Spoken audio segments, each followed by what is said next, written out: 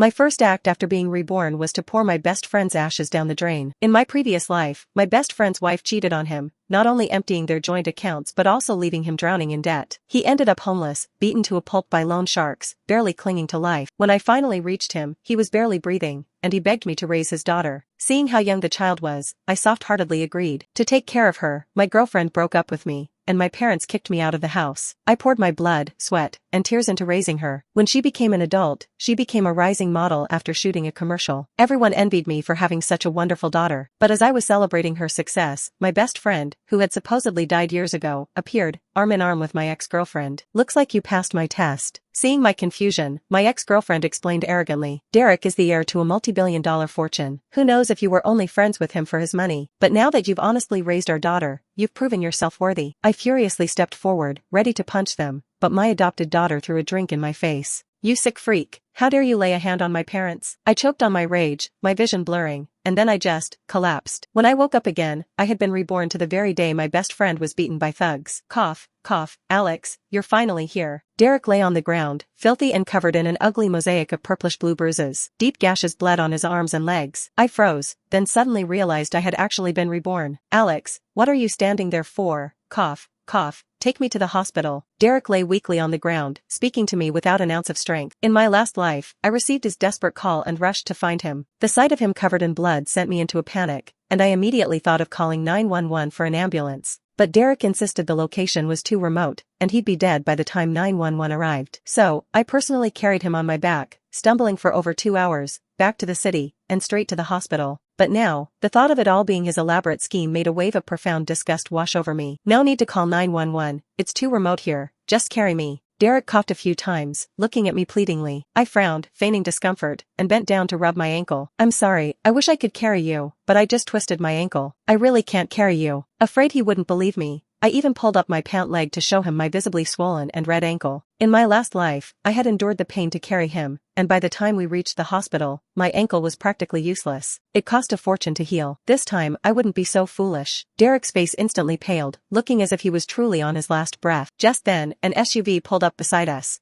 The driver, a kind stranger, warmly asked if we needed help. To avoid raising suspicion, I quickly smiled and accepted. At the hospital, Derek was immediately rushed into the emergency room. Soon, a female doctor, Dr. Evans, hurried out, saying Derek had lost too much blood and needed a transfusion. The hospital's blood bank is severely low. A transfer would take too long and could delay treatment. "Mr. Miller said you have the same blood type as him. Please come with me to prepare for a blood transfusion." I scoffed internally at her words. This was the exact same spiel as in my last life. This doctor had used the same excuse, drawing 600 cubic centimeters of my blood without a single word of explanation. Normally, blood donations don't exceed 400 cubic centimeters, but I was too distraught to notice then. After the blood draw, I felt weak all over and dizzy, and Derek had used that moment to plead with me to take care of his daughter in the hospital room, and I, in my dazed state, had nodded and agreed. So I told Dr. Evans, "I apologize, but I have low blood sugar and anemia. I can't donate blood. You'll have to find another solution." Dr. Evans didn't expect my refusal. She stomped her foot angrily and hurried back into the emergency room. Another 20 minutes passed. Dr. Evans emerged, her face filled with sorrow. "I'm sorry, we did our best, but Mr. Miller's condition is too severe. There's nothing more we can do. He's still conscious now. You can go in and spend his final moments with him." I nodded, my face calm, and walked in. Sure enough, Derek was lying on the hospital bed, pale and weak, just like in my previous life. He faintly called my name. I walked to his side. "What is it? Do you have anything you want to tell me?" Tears welled up in Derek's eyes. "Alex, you're my best friend. Why didn't you donate blood for me? If you had, maybe I." Dr. Evans, standing nearby, interjected indignantly. "Yes, Mr. Miller truly considered you his best friend, yet you refused. It's a tragedy Mr. Miller is so young and can't hold on. You're truly heartless." I said calmly, "You should blame your hospital for not even having the blood a patient needs.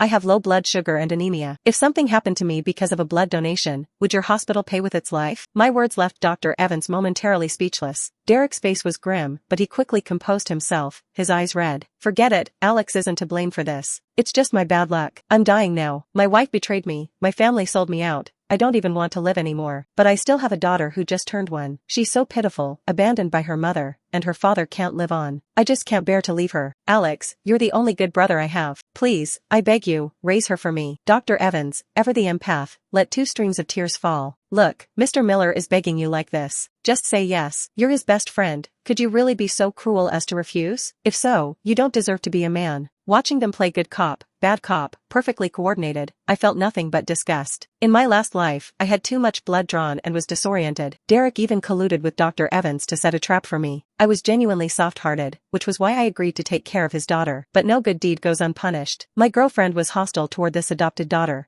believing her to be my love child with another woman. She refused to listen to my explanations, packed her things, and left me, also falling out with her family. At that time, I hadn't even graduated from my master's program and couldn't juggle both studies and the child, so I had to drop out. Because my major was a combined bachelor's and master's program, and due to the circumstances, I didn't even have a bachelor's degree. I was just a college dropout. Without a good degree, I could only do arduous manual labor. To better support the child, I worked 3 jobs a day, often sleeping only 3 or 4 hours. And the child had poor health from a young age, constantly ending up in the hospital, even undergoing several major surgeries, with money flowing like water. I gritted my teeth and took out high-interest loans, but with the interest compounding, I couldn't pay them back at all. The debt collectors were brutal, causing constant harassment for everyone, and my landlord refused to renew the lease, kicking me and the child out. To avoid the debt collectors, I moved many times, living in dirty, dilapidated places. After finally enduring the hardest 10 years, I met a kind female boss. She was divorced with a child herself and sympathized with my hardship, so she hired me to work at her barbecue restaurant. After my job stabilized, I also thought about finding a partner. However, I had no house, no car, nothing to my name, and I was raising a child in her early teens. It was truly difficult to date. Finally, I met a simple woman from the countryside who seemed to genuinely not care about my financial situation. I thought I could settle down, but after less than 2 months, she ran off. She only left me a note, apologizing and saying she could never let go of her ex-husband and child, so she had to quietly leave. From then on, I completely gave up on looking for a partner. 18 years passed. I painstakingly raised the child into an adult. But at her celebration party, Derek, who was supposed to be dead, appeared, and he claimed it was all just a test for me. Did I have to be his friend? I wasted the most precious 18 years of my life. Without that child, I could have smoothly graduated with my master's, joined a good company, had a respectable job, and a loving, happy family. My life should have been thriving, but it was ruined because of him. Even the child I poured my heart and soul into, chose her biological parents at the moment of conflict, and turned against me. Thinking of this, the hatred surging within me threatened to drown me. I clenched my fists, saying each word clearly, "No, I refuse. I can send her to an orphanage, but I will absolutely not raise your child."